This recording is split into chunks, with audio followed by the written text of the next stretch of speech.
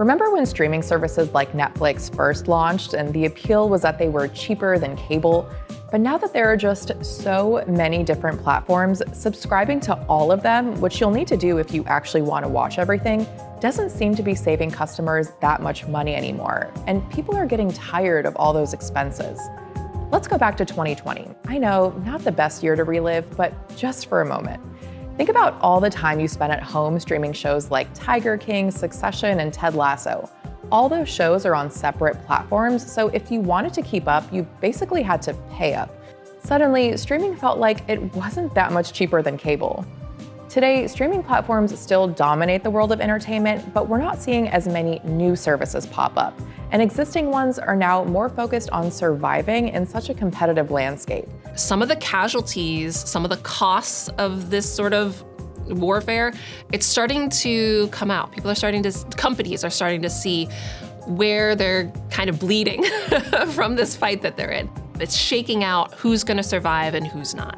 That means more big changes are coming as these companies fight for a permanent place in such a cutthroat industry. And yes, that probably means more price hikes. Sorry. Netflix essentially pioneered streaming as we know it back in 2007. The monthly subscription rate was much cheaper than cable, and you could access a vast catalog of movies and TV shows anytime. This was a game changer and would eventually lead other companies to want a piece of the pie too. The problem is there are now a lot of slices of pie, and people's appetites are waning. There are so many subscription services today, and those costs all add up. This is sort of the peak saturation point of how many services you have to keep track of. This has led people to cut back on the number of services they use. In 2022, Netflix lost hundreds of thousands of subscribers for the first time in a decade. This was a big deal because Netflix is a streaming giant that laid the groundwork for the industry. It scared everybody, and now us, people who actually subscribe for these services, we're starting to pay that price. We're seeing our prices go up, and they're going to continue going up. All those companies sort of realized all at once that everybody needs to start charging more if their business is going to be viable. Netflix also began cracking down on password sharing. So if you've been mooching off of someone else's account, you'll actually be forced to pay up. Netflix and other streaming companies like Disney Plus have also rolled out ad-supported tiers. This lets subscribers pay less as long as they're okay with commercial breaks. The services like those ad-supported tiers because they actually make more money when you're paying and advertisers are paying for that single account. So you're gonna see these services really promote those ad-supported tiers a lot. Some streaming platforms are now releasing new episodes on a weekly basis instead of dropping full seasons you can binge all at once. This does two things. One, it forces viewers who are hooked on a show to keep their subscription so they can watch new episodes when they drop. And two, it generates more buzz for those shows because there's suspense. Viewers go online to talk about what happened in that last episode and what could happen in the next one. It essentially prolongs the lifespan of those shows, and those subscription payments keep rolling in.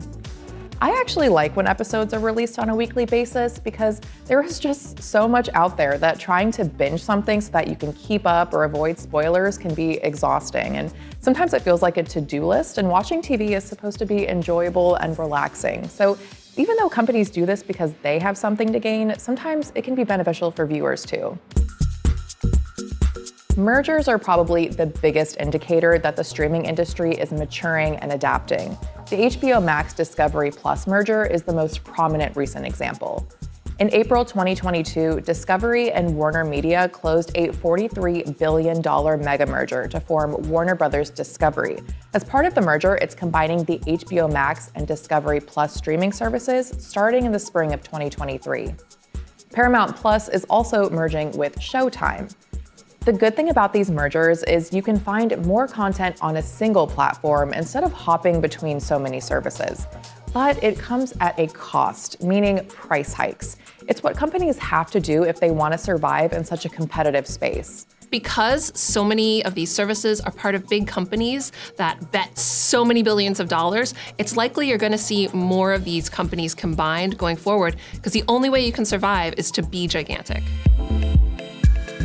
If there was one streaming-related perk to the pandemic, it was getting to watch blockbuster releases from home since theaters were closed. Now that theaters have opened up again and people are more comfortable going, those days are pretty much over. On the bright side, you won't have to wait as long to stream a movie after it comes out in theaters. Since the pandemic, the amount of time between when a movie is released in theaters and when it's available to stream has gone down. The exception is hugely popular and profitable movies like Top Gun: Maverick, which wasn't available to stream until almost 7 months after it came out. Despite all this, media companies are still pouring plenty of resources into building up their streaming efforts.